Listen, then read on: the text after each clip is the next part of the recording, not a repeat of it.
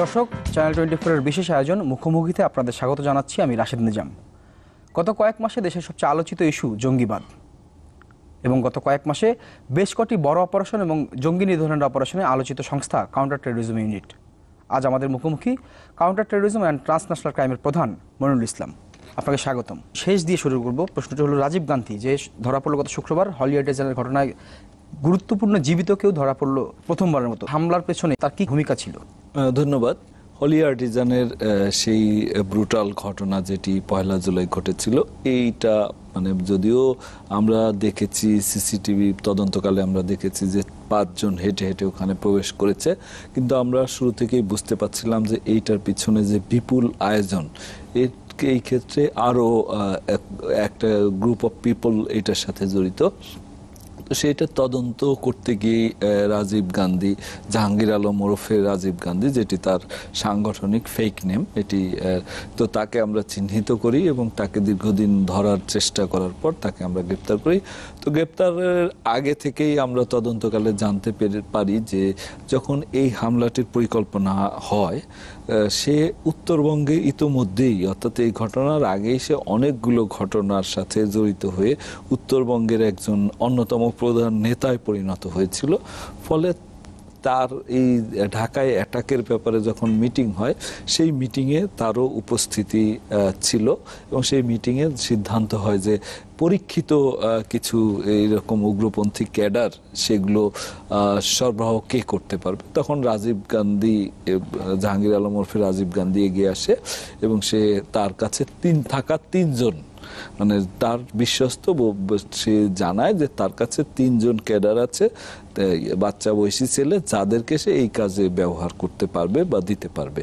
তো সেই হিসাবে সে 3 জনকে দেয়, যাদের একজন সুলাকিয়া এবং বাকি 2 জন আমরা পায়েল এবং উজ্জ্বল নামে আমরা যে 2 জনকে দেখি, এরা মূলত রাজীব গান্ধীর রিক্রুট এবং রাজীব গান্ধী তাদের প্রশিক্ষিত করে ওই জায়গায় নিয়ে গিয়েছিল এটি। এবং পরবর্তীতে যখন হামলার বিষয়টি চূড়ান্ত হয়, তো বিভিন্ন পর্যায়ে রাজীব গান্ধী ভূমিকা রেখেছে। তারপর যখন এই হামলার বিষয়টি চূড়ান্ত হয়, যে অপারেশনাল হাউস যেটা বসুন্ধরায়, সেখানেও সে সাথে থেকে সপরিবারে ওখানে অবস্থান করে, তামিম চৌধুরী ছিল এবং অন্যান্যরা ছিল সেইখানে। কিন্তু ফাইনালি তারা যে সেই বিদায় দেওয়ার সময়ও কিন্তু উপস্থিত ছিল, অর্থাৎ শেষের কয়েকদিন, যাতে এই যে এই তরুণ বয়সী এই সমস্ত উগ্রপন্থী টেরোরিস্টরা যাতে মত পাল্টাতে না পারে, সেই কারণে এরা এই মোটিভেশনের, কন্টিনিউয়াস মোটিভেশনের কাজটা এই 3-4 জন, যে 3-4 জন করে, তার ভিতরে রাজীব গান্ধী উপস্থিত ছিল। এটি মূলত তার এই 1 জুলাইয়ের হলি আর্টিজান ঘটনায় তার অবদান। রাজীব গান্ধীর সময় আমরা ব্রিফিংয়ে দেখলাম বাশারুজ্জামান চকলেট নামে আরো একজনের নাম এসছে, এবং গত কয়েক মাসে তামিম চৌধুরী, সারোয়ার জাহান, মারজান, সাদ্দাম, বেশ কয়েকজন মাস্টার মাইন্ড, এই শব্দটা আমরা ঘুরে ফিরে এসেছি। আসলে একটি ঘটনায় এতগুলো মাস্টার মাইন্ড কীভাবে থাকে, কিংবা আরও কারা কারা আছে, বাকি আছে কিনা? আমরা শুনেছি 3 জনের ব্যাপারে খোঁজ করছেন, আর 3 জন আছে, যদি একটু বলতেন।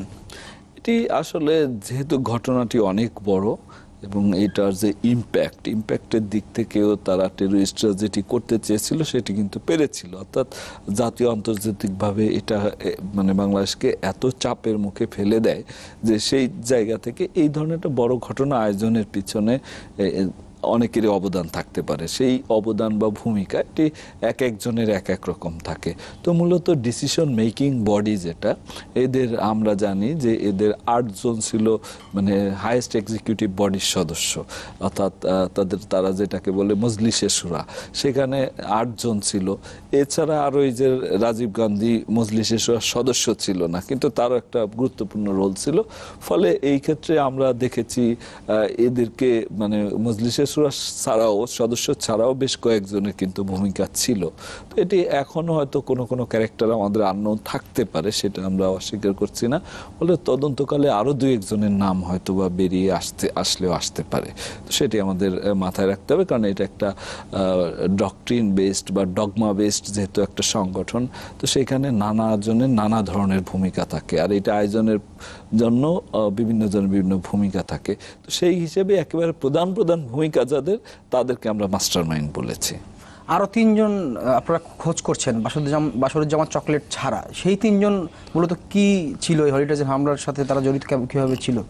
ধন্যবাদ। এদের ভিতরে একজন যেমন ছিল যে এই যে গ্রেনেড যেটি তারা ব্যবহার করেছিল, এই গ্রেনেড একজন তৈরি করে দিয়েছিল, সেই যে মেকার, তাকে আমরা খুব গুরুত্বপূর্ণ মনে করেছি। সে তার ভিতরে সে একজন আছে। আবার এছাড়া আরো একজন আছে যারও এই ধরনের রোলই ছিল। সে গ্রেনেড তৈরি করে দেয়নি, বাট এদেরকে বিভিন্ন জায়গায় আনা নেওয়া, চিনিয়ে দেওয়া, কিংবা অস্ত্র শস্ত্র সংগ্রহ করে এগুলো ঠিক মতো পৌঁছে দেওয়া, অর্থাৎ এই যে লজিস্টিক্স জুগিয়ে দেওয়া, এই কাজটি মূলত তাদের মানে সেই এই কাজটি করার দায়িত্ব ছিল অন্য আরেকজনের। তো এই মিলিয়ে 3 জন আমরা বলছি। এর বাইরে হয়তো আরো কোনো আননোন ক্যারেক্টার বেরিয়ে আসতে পারে। তারপর এদের আধ্যাত্মিক গুরু হিসেবে আমরা যার নামটা পেয়েছি, যেটা রাজীব গান্ধী বা জাহাঙ্গীর আলমের ভাষায় বড় হুজুর, বা অন্যান্য যারা ধরা পড়েছে বিভিন্ন সময় জীবিত, তাদের মুখে আমরা বড় হুজুর বা আধ্যাত্মিক হুজুর নামে একজন প্রবীণ এক ব্যক্তির কথা আমরা জানতে পেরেছি। তো সে হয়তো ঘটনার ব্যাপারে তার রোল ওই মানে অর্থাৎ সুনির্দিষ্ট ওই হামলার ব্যাপারে হয়তো তার কোনো সরাসরি ভূমিকা ছিল না, বাট এদেরকে এই যে মোটিভেশনাল কোরআন হাদিসের ভুল ব্যাখ্যা দিয়ে এদেরকে এই আকৃষ্ট করার কাজটি সেই কথিত বড় হুজুর বা আধ্যাত্মিক হুজুর করেছে। তো সেই হিসেবে সে আর একটা ক্যারেক্টার, এরকম আরো 2-1টা হয়তো। বড় হুজুর কে কিংবা তার অবস্থান সম্পর্কে আপনারা কি কোনো তথ্য পেয়েছেন? আমরা এখন পর্যন্ত সুনির্দিষ্টভাবে তার ঠিকানা বের করতে পারিনি। একটা সম্ভাব্য নাম আমরা পেয়েছি। এই নাম ধরে তাকে লোকেট করার, আইডেন্টিফাই এবং লোকেট করার চেষ্টা চলছে। তো আমরা আশাবাদী, আমরা যদি এই কাজটি অব্যাহত রাখতে পারি, তাহলে আমরা তাকে ভবিষ্যতে চিহ্নিত করে গ্রেপ্তার করতে পারবো। এখানে একটি বিষয় লক্ষণীয় যে রাজীব গান্ধী ছাড়া যে এই হার্টিজানে জড়িত কেউই কিন্তু ধরা পড়েনি। কারণ আমরা গণমাধ্যমে কয়েকদিন পর দেখেছি বিভিন্ন মানুষের নাম এসছে, তামিম চৌধুরী, মারজান, সরওয়ার জাহান, সাদ্দাম, কয়েকজনের নাম এসছে। তারা কয়েকদিন পর হয়তো বা কোনো অভিযানে মারা গিয়েছেন কিংবা বন্দুকযুদ্ধে মারা গিয়েছেন। তার মানে বলতে গেলে তথ্য নেওয়ার ক্ষেত্রে কিন্তু এই রাজীব গান্ধী ছাড়া কোনো উৎস কি এখন আপনাদের কাছে আর আছে? দেখুন, এই ঘটনাটিতে সরাসরি যেমন একজন 164 বা কনফেশনাল স্টেটমেন্ট দিয়েছে যে কল্যাণপুরে জীবিত গ্রেপ্তার হয়েছিল রিগান, তো সে কিছু তথ্য দিয়েছে।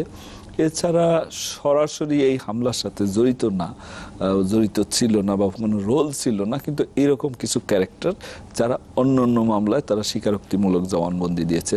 এই ক্ষেত্রে আমি কয়েকজনের নাম করতে পারি, যেমন তানভীর আত্মঘাতী যে আত্মহত্যা করলো তানভীর কাদেরী আজিমপুরের অভিযানের সময়, তার ছেলে যে তারিম কাদেরী, সে কিন্তু তার স্বীকারোক্তিমূলক জবানবন্দিতে সে বর্ণনা করেছে যে অপারেশনাল হাউসে কে কিভাবে অবস্থান করত, কে কোন রুমে অবস্থান করত, কে নামাজ পড়াতো, এগুলো তার 164-এ এসে জবানবন্দিতে এসেছে। আবার তানভীর কাদেরীর ওয়াইফ কিংবা মারজানের ওয়াইফ, বাসারুজ্জামান চকলেটের ওয়াইফ, তারাও কিন্তু এক ধরনের বর্ণনা দিয়েছে। মেজর জাহিদের ওয়াইফ, সে এক ধরনের বর্ণনা দিয়েছে। ফলে এগুলো থেকেও কিন্তু আমরা এই হলি আর্টিজানের ঘটনার অনেক চিত্র আমাদের কাছে বেরিয়ে এসেছে। আবার তামিমের সাথে কিছুদিন ছিল এরকম একজনকে আমরা গ্রেপ্তার করেছি, কিন্তু তার থেকেও আমরা কিছু তথ্য নিয়েছি।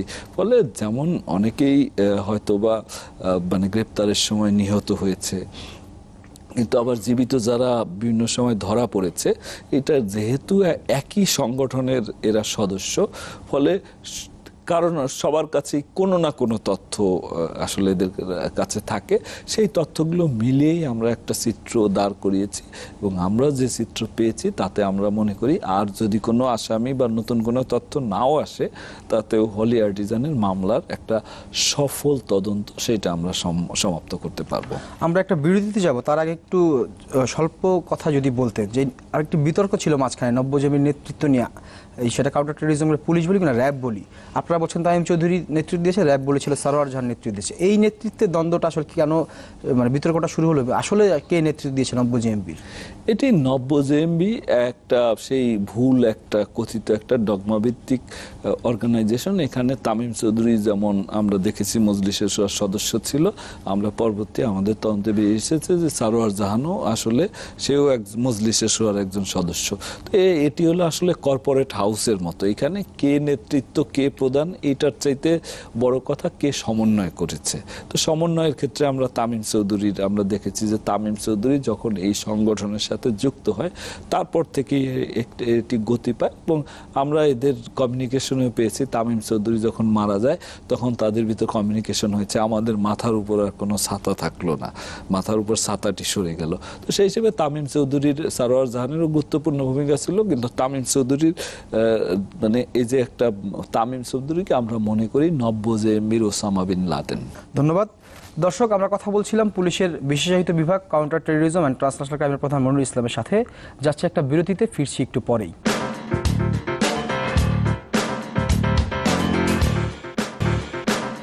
দর্শক, বিরতির পর স্বাগত আবারও। আমাদের সঙ্গে আছেন কাউন্টার টেরোরিজম ইউনিটের প্রধান মনিরুল ইসলাম।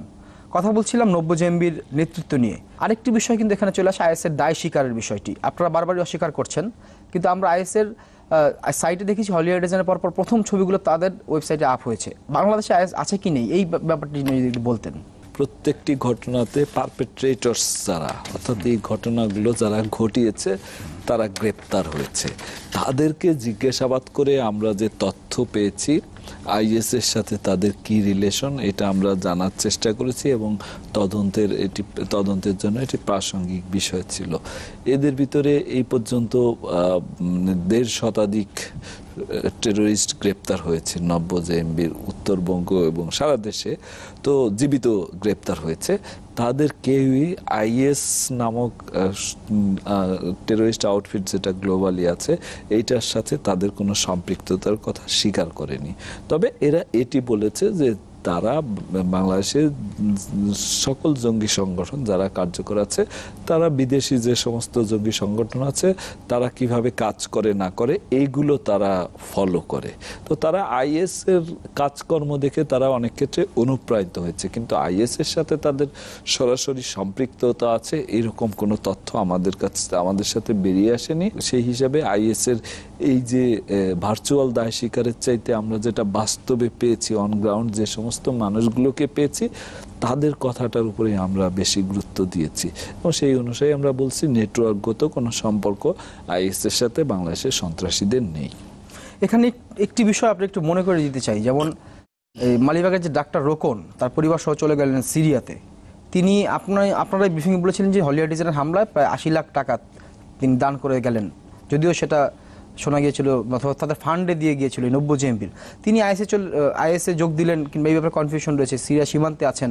এটি আসলে সেইভাবে তদন্তে সুনির্দিষ্ট কোনো তথ্য যে আমরা পেয়েছি তা নয়, তবে আমরা কেউ বলেছে, তাদের আত্মীয় স্বজনদের কেউ বলেছে যে তার কিছু টাকা এই যে কথিত জিহাদের পিছনে দিতে সে বলে গেছে। তো সেই হিসাবে আমরা দেখেছি কিছু টাকা সন্ত্রাসীদের হাতে পড়েছে, আবার কিছু টাকা যাদের কাছে ছিল তারাও কেউ মেরে দিয়েছে।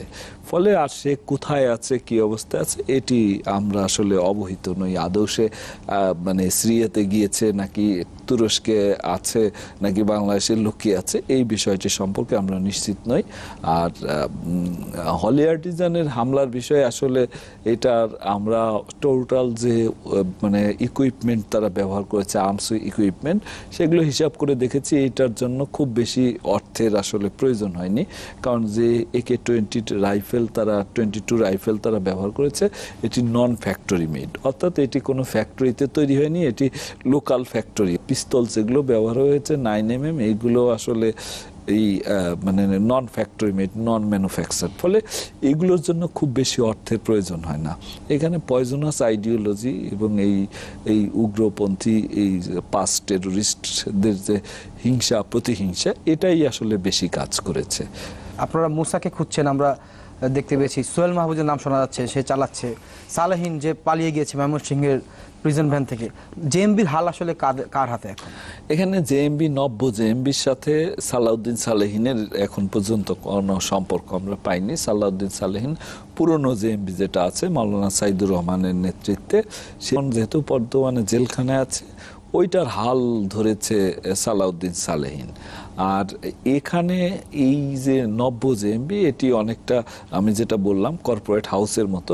এখানে হাল না ধরলেও কিছু মানে মগজ ধুলাইকৃত তরুণ তারা নিজেদের মতো করেও অনেক সময় তারা কাজ করে ফেলতে পারে, যেটা আমরা বিশ্বের অন্যান্য দেশে দেখেছি যে কোনো নেটওয়ার্ক নাই, কোনো নেতা নাই, নিজেরই মনে হয়েছে ঘটনা ঘটিয়েছে এবং বড় বড় ধরনের কিছু ম্যাচাকার করেছে ইউরোপে এবং আমেরিকাতেও দু একটা ঘটনাতে দেখেছি।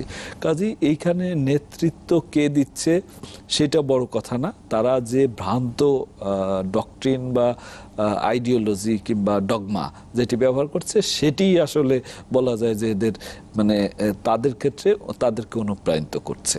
গত কয়েক মাসের অভিযানে আমরা দেখলাম যে আপনাদের এবং অন্যান্য বাহিনীর অভিযানে 35 জন জঙ্গি মারা গিয়েছে বিভিন্ন অভিযানে কিংবা বন্দুক যুদ্ধে, আর যদি সেটা সাদ্দাম এবং মারজান চৌধুরী 37 জনে দাঁড়ায়। মেজর জিয়ার ব্যাপারেও আপনারা দেখছি সে যেহেতু এদের সাথে না কিন্তু একই রকম কাজ করেছে, সে খুন করার ব্যাপারে, ব্লগারদের খুন করার ব্যাপারে, তাকেও খুঁজে পাচ্ছেন না। এখন কি স্বস্তির নিঃশ্বাস ফেলা যায় যে এত বড় বড় শীর্ষ নেতা জঙ্গিদের মারা যাওয়ার পরে?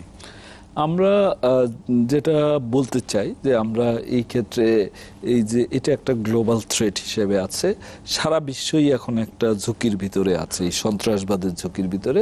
তো আমরা মনে করি বাংলাদেশের যে ঝুঁকিটা আছে এটা জেনারেল থ্রেট, অন্যান্য জায়গার মতোই। এখানে স্পেসিফিক এই মুহূর্তে কোনো আসলে জঙ্গিরা আজকাল বা হঠাৎ কোনো কিছু করে ফেলবে এটা আমরা মনে করি না। তারপর বিচ্ছিন্নভাবে অ্যাটেম্প নিতে পারে, প্রস্তুতি নিয়ে হয়তো করতে পারবে, তাছাড়া এই মুহূর্তে তাদের হামলা করার মতো পরিস্থিতিটা আসলে খুব একটা আছে বলে আমরা মনে করি না। মেজর জিয়ার অবস্থানের ব্যাপারে কিংবা তার যে কার্যক্রম সেই ব্যাপারে আপনাদের সর্বশেষ আপডেটটা কি? মেজর জিয়া আনসারুল ইসলাম বা বেশি পরিচিত আনসারুল্লাহ বাংলা টিম এই গ্রুপের সাথে আছে বলে আমরা আমাদের কাছে যারা ধরা পড়েছে তারা স্বীকার করেছে। তবে এই গ্রুপ গত বছর 2016 সালে তারা 3টি হত্যাকাণ্ড ঘটিয়েছে।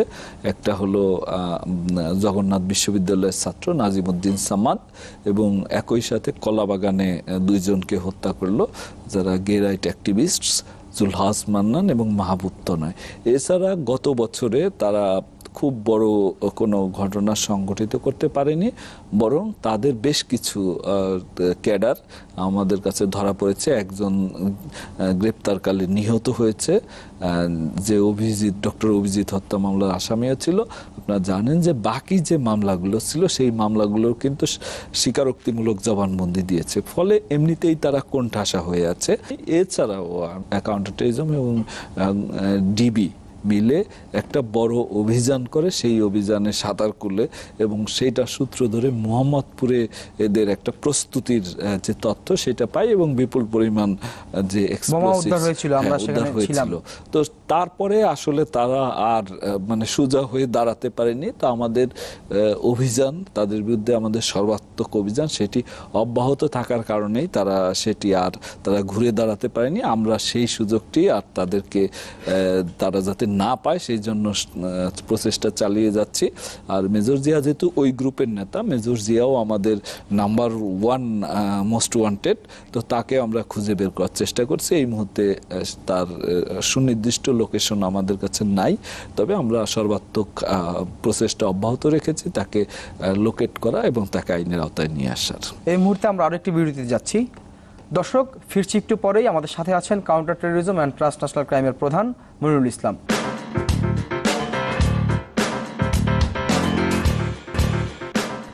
দর্শক, আরও একবার স্বাগত। মুখোমুখিতে আলোচনা করছিলাম সাম্প্রতিক জঙ্গিবাদ এবং জঙ্গি বিরোধী অপারেশন নিয়ে। আমাদের সাথে আছেন counter terrorism and transnational crime ইউনিটের প্রধান মনিরুল ইসলাম।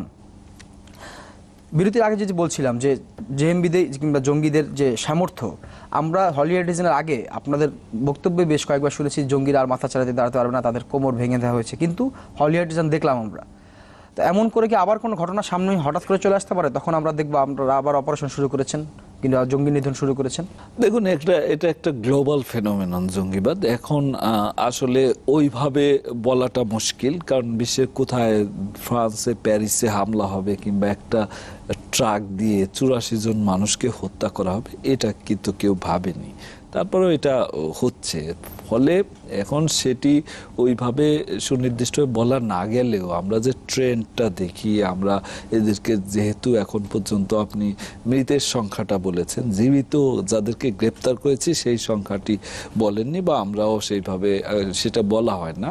পাশাপাশি তাদের লিটারেচার, তাদের কথাবার্তা, তাদের ইলেকট্রনিক এভিডেন্স, এগুলো আমরা অনেক কিছু পেয়েছি। তো সেইটা পর্যালোচনা করে আমরা দেখি যে এখন পর্যন্ত মানে এই পর্যায়ে তাদের যে ট্যাকটিক্যাল ক্যাপাসিটি সেটা অনেকটাই ভেঙে গিয়েছে, বিপর্যস্ত হয়েছে। তবে এটা আমরাও যে কাজটা করছি সেটি হলো ট্যাকটিক্যালি মোকাবেলা। তো স্ট্র্যাটেজিক্যালি আরেকটু অর্থাৎ কাউন্টার রেডিকালাইজেশন, ডিরেডিকালাইজেশন, এই স্টেপসগুলো নিতে পারলে আমার মনে হয় ভবিষ্যতেও তারা মাথা তুলে দাঁড়াতে পারবে না।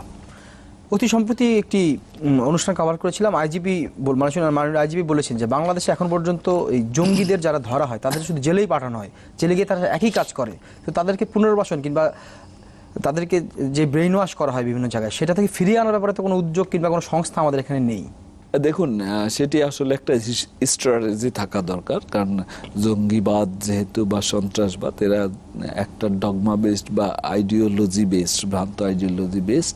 তো এটাকে মোকাবেলা করতে গেলে ট্যাকটিক্যালি শুধু গ্রেপ্তার কিংবা জেলে ভরে সাজা নিশ্চিত করার মাধ্যমে এটাকে মোকাবেলা করা কঠিন। একটা স্ট্র্যাটেজি থাকা দরকার, যে স্ট্র্যাটেজির কম্পোনেন্ট থাকবে একটা কাউন্টার রেডিকালাইজেশন, যেটা প্রিভেনশনের কাজ, যারা নতুন করে রেডিকালাইজ না হতে পারে বা যারা ইতোমধ্যে রেডিকালাইজ হয়েছে কিন্তু সরাসরি টেররিস্ট অ্যাক্টিভিটিসে অংশগ্রহণ করে নাই, তাদেরকে ফিরিয়ে আনা, সেটা কাউন্টার ন্যারেটিভস প্রদানের মাধ্যমে এই তাদের ন্যারেটিভসটাকে মোকাবেলা করে তাদের ফিরিয়ে আনার কাজ, যেটি আসলে সরাসরি ল এনফোর্সমেন্টের কাজ এটি নয়। আর আমাদের অপারেশনাল যেটা ট্যাকটিক্যাল সেই কাজটি আমরা করছি এবং আমরা দাবি করি সেটা সাফল্যের সাথেই করছি।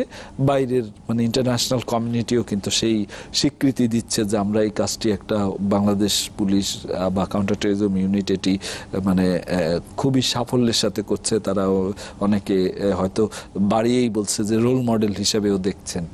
তো আর এরপরে যারা অলরেডি টেররিস্ট অ্যাক্টিভিটিসে অংশগ্রহণ করেছে কিংবা করার অ্যাটেম্প নিয়েছিল, এদেরকে যখন আমরা জেলে দিচ্ছি তখন বিশ্বের অনেক দেশের ডিরেডিকালাইজেশন প্রোগ্রাম, যেটা মূলত প্রিজনে শুরু হবে, সেইখানে ডিরেডিকালাইজ প্রথমে তাদেরকে ডিসএনগেজ করতে হবে, অর্থাৎ মানসিকভাবে তারা জঙ্গিবাদের পক্ষে চলে গিয়েছে এই জায়গা থেকে তাদের ফেরত আনতে হবে। ওখানে সাইকোলজিস্ট আছে, তারপর সাইকোলজিস্টের প্রভিশন থাকতে হবে, তারপরে ইসলামিক ক্লেরিক্স, তারা বুঝাবে যে হাদিস বা কোরআন, পবিত্র কোরআনের এই আয়াতের ব্যাখ্যা এটি নয় এটি। তো এইভাবে তাদেরকে ডিসএনগেজ করা মানসিকভাবে, এবং সেই সাথে যাতে তারা বাইরে এসে পুনরায় মানে সেখানে রিহ্যাবিলিটেট করা যায়, সেই ধরনের বিভিন্ন বৃত্তিমূলক কাজ, সৃজনশীল কাজ, যেটিতে যার দক্ষতা আছে সেই কাজটাকে করে ওখানে প্রশিক্ষিত করা যেতে পারে এবং বের হয়ে আসার পর তাদের রিহ্যাবিলিটেট বা রিইন্টিগ্রেশন উইথ মেইন স্ট্রিম সোসাইটির যে মেইন স্ট্রিম, সেটার সাথে তাদেরকে পুনরায় একত্রে নিয়ে আসা, এরকম একটা কম্প্রিহেন্সিভ প্রোগ্রামটা আসলে থাকা দরকার, যেটা একটা কাউন্টার টেররিজম স্ট্র্যাটেজি তৈরি হলে সেটার ভিতরে হয়তো এটা থাকবে। তো সেটি আমাদের এখন তৈরি করতে হবে বলেই আমরা মনে করছি। অন্য একটি প্রসঙ্গে আসি, যে কল্যাণপুরে যে অভিযান হলো, সেই অভিযানের পর থেকে আমরা দেখেছি যে ফেসবুক সহ সামাজিক মাধ্যমে নানান ধরনের বিতর্ক হলো অভিযানের যেভাবে হলো, যখন হলো মানুষের কথাবার্তা নিয়ে, এবং অনেকেই নাকি বানানো নাটক বললেন, অনেকেই বললেন আগে থেকে নেওয়া হয়েছে। আপনিও দেখেছি যে সামাজিক মাধ্যমে সরব ছিলেন। এই অভিযোগ কেন আসে আসলে? এই অভিযোগগুলো আসার কারণ কি কখন আপনারা তদন্ত করেছেন কিংবা আপনাদের মাথায় আছে কিনা এই ব্যাপারে? দেখুন, বাংলাদেশে হলি আর্টিজানের ঘটনা যেমন প্রথম, হলি আর্টিজান ছিল মানে বাংলাদেশের জন্য একটা মানে টার্নিং পয়েন্ট, মানে খারাপ দিকে যাত্রা করানোরই একটা উদ্দেশ্যেই মানে এই হামলাটা করা হয়েছিল, যে যাতে প্রগতির চাকা পিছনে ঠেলে, অর্থাৎ ইনভেস্টররা চলে যাবে, বিদেশিরা চলে যাবে, মিশনগুলো এটা মানে বাংলাদেশের যে দূতাবাসগুলো, ডিপ্লোম্যাটসরা আছে, তারা এটাকে নন ফ্যামিলি মিশন ঘোষণা করবে, এরকম একটা লক্ষ্য কিন্তু টেররিস্টদের ছিল এটার মাধ্যমে। মাধ্যমে। তো ওই জায়গা থেকে ফিরিয়ে আনার ক্ষেত্রেও মানে তাদের টেররিস্টদের যে এই উদ্দেশ্য সফল হতে দেয় নাই, এইটার একটা টার্নিং পয়েন্ট হলো কল্যাণপুর অপারেশন। যে অপারেশনের মাধ্যমে ইন্টারন্যাশনাল কমিউনিটি দেখেছে যে আমাদের আন্তরিকতার কোনো ঘাটতি নেই এবং আমাদের ট্যাকটিক্যাল যে ক্যাপাসিটি সেটাও রয়েছে। তো এটাও আসলে এই ধরনের অপারেশন বাংলাদেশে ওটি প্রথম ছিল। ফলে এটা নিয়ে শুরুতেই কিছু জল্পনা কল্পনা ছিল, কিন্তু এইখানে এই জল্পনা কল্পনার অবসান হয়েছে। একটা অন্যতম কারণ হলো এই অভিযানটি পরিচালিত হয়েছে সকালবেলায় এবং এই বিল্ডিংয়ে আরও মানুষজন ছিল এবং ফেসবুক লাইভ দিয়েছে, মানে লাইভ স্ট্যাটাস, মানে রিয়েল টাইম স্ট্যাটাস দিয়েছে আপনাদের কমিউনিটি, অর্থাৎ একজন মিডিয়া ওয়ার্কার যিনি দিয়েছেন যে রাতের বেলায়। তারপর এটা প্রথম দিকে এই ধরনের এক ধরনের সংশয় মানুষের ভিতর তৈরি হয়েছিল। এটা হয়তো দীর্ঘদিনের পুলিশের প্রতি অনাস্থা থেকেও হতে পারে, সেটি হয়েছিল। পরবর্তীতে দেখা গেছে যে এটা অনেকেই সরেজমিনে অনুসন্ধান করেছেন, আপনারাও অনেকে অনুসন্ধান করেছেন এবং অনেকেই করেছে, আশেপাশের লোকজনকে জিজ্ঞাসা করেছে, ফলে তাদের এই সংশয়টা নেই। আর পরবর্তী অভিযানগুলোতে কিন্তু এই কথা আর আসেনি। ওটা যেহেতু প্রথম অভিযান ছিল, সেই কারণে আমার মনে হয় সন্দিগ্ধের জায়গা। আরেকটা বিষয়, সেটা হলো জঙ্গিবাদ, মানে সন্ত্রাসবাদীরা কিন্তু নানা ফ্রন্টে কাজ করে, তারা সবসময় প্রোপাগান্ডা চায়। তো সেই হিসেবে এমন ব্যক্তি বা গোষ্ঠী হয়তো এরকম মানে যারা কিছুটা হলো মানে আননোয়িংলিও এদের দ্বারা ব্যবহৃত হতে পারে, আবার কোনো ক্ষেত্রে এদের এজেন্টও কোথাও থাকতে পারে যারা হয়তো এরকম একটা বিতর্ক তুলে মানে পুরো প্রক্রিয়াটাকে বিতর্কিত করা একটা অপপ্রয়াস সেটা নিতে পারে। সেটাও আমরা দেখেছি যে ভুইফোর কিছু নাম না জানা বা হঠাৎ গজিয়ে ওঠা পলাতক বুদ্ধিজীবীরাও কোনো স্ট্যাটাসের মাধ্যমে এটা অনেক সময় দিয়েছে, যেটা একটা মানে সবকিছুই বাংলাদেশের সবকিছুই খারাপ, এইটা একটা দেখানোর একটা অপপ্রয়াস। আচ্ছা, শেষ করবো আমরা একটি প্রশ্ন দিয়ে। আপনারা যাত্রা শুরু করেছেন কাউন্টার টেররিজম ইউনিট 2016 ফেব্রুয়ারি, তো প্রায় 1 বছর হতে চললো। অনেকগুলো সফল অভিযানও করেছেন এর মধ্যে। তো 1 বছরের মাথায় নিজেদের কাজের মূল্যায়ন যদি করতেন এবং ভবিষ্যৎ পরিকল্পনা যদি সংক্ষেপে একটু আমাদের বলতেন। দেখুন, আমরা শুরু করেছিলাম ফেব্রুয়ারি মাসে, কিন্তু ফেব্রুয়ারি মাসে জনবল পাইনি। মার্চের শেষ দিক থেকে 2-4 জন করে যোগদান করা শুরু করেছে। 600 জনবল স্যাংশন থাকলেও আমরা এই পর্যন্ত পেয়েছি। নানা কারণে আমরা নিতেও পারিনি, কারণ আমরা অ্যাকোমোডেট করতে পারবো না বলে কম বেশি 350-র মতো মানুষ আছে। তো এই ধরনের একটা বিশেষায়িত ইউনিটের প্রথমত ক্যাপাসিটি বিল্ডিং লাগে। তো ক্যাপাসিটি বিল্ডিংয়ের জন্য অনেক কাজ করতে হয়, অর্থাৎ এটা এই ধরনের অপরাধ ডিল করার মতো প্রশিক্ষণ প্রদান, ট্যাকটিক্যাল এবং মানে থিওরিটিক্যাল বিষয়, ইন্টেলেকচুয়ালিও তাদের ওইভাবে ইকুইপ করতে হয়, আধুনিক ইকুইপমেন্ট লাগে। এগুলো আমরা সংগ্রহ করছি, কিন্তু আমরা আমাদের এই প্রস্তুতিটার জন্য সময় পাইনি। আমাদের সীমাবদ্ধতা অনেক আছে, তারপরেও আমরা আমাদের আন্তরিকতা, দেশপ্রেম, তারপর কমিটমেন্ট, মানুষের প্রতি কমিটমেন্ট, এইটা থেকেই আমরা চেষ্টা করেছি আমাদের সকল সীমাবদ্ধতাটাকে কাটিয়ে ওঠা। তো এখন আমরা যেটা চাচ্ছি, আমাদের এই যে ক্যাপাসিটি, এই ক্যাপাসিটি বিল্ডিংটা ইনস্টিটিউশনালাইজ করা, যাতে ভবিষ্যতে এই জঙ্গিবাদের ঝুঁকিতে, সারা বিশ্বই জঙ্গিবাদের ঝুঁকিতে আছে এবং এই ঝুঁকি সহজে যাবে না, এই ঝুঁকি বিশ্বব্যাপী থাকবে, নানা ফর্মে বাংলাদেশেও ঘুরে ফিরে আসবে। জাতীয় আন্তর্জাতিক অনেক সময় চক্রান্ত, কখনো হোম গ্রাউন্ড কোনো আউটফিট এইভাবে জন্মগ্রহণ করবে। কাজেই এইগুলোকে স্থায়ীভাবে মানে মোকাবেলা করার জন্য স্থায়ী যদি একটা বিশেষায়িত ইউনিট থাকে, তাহলে হয়তো এই ধরনের জঙ্গিবাদীরা বাংলাদেশে বিভিন্ন সময় চেষ্টা করলে আর কখনো মাথাছাড়া দিয়ে উঠতে পারবে না। তো আমরা স্বপ্ন দেখি আমাদের ইউনিটকে ওই জায়গায় নিয়ে যাওয়া, যারা ভবিষ্যতেও এই জঙ্গিবাদের বিষয়ে, সন্ত্রাসবাদের বিষয়ে ওয়াচডগ হিসেবে কাজ করবে। ধন্যবাদ আপনাকে। দর্শক, কথা বলছিলাম counter terrorism and transnational crime ইউনিটের প্রধান মনিরুল ইসলামের সাথে। অনেক বিষয় নিয়ে তিনি বললেন, হয়তো আরও কোনো একদিন বিস্তারিত আরও আলাপ হবে। তা ছিল এই পর্যন্তই। আমাদের সাথে থাকার জন্য আপনাদের ধন্যবাদ।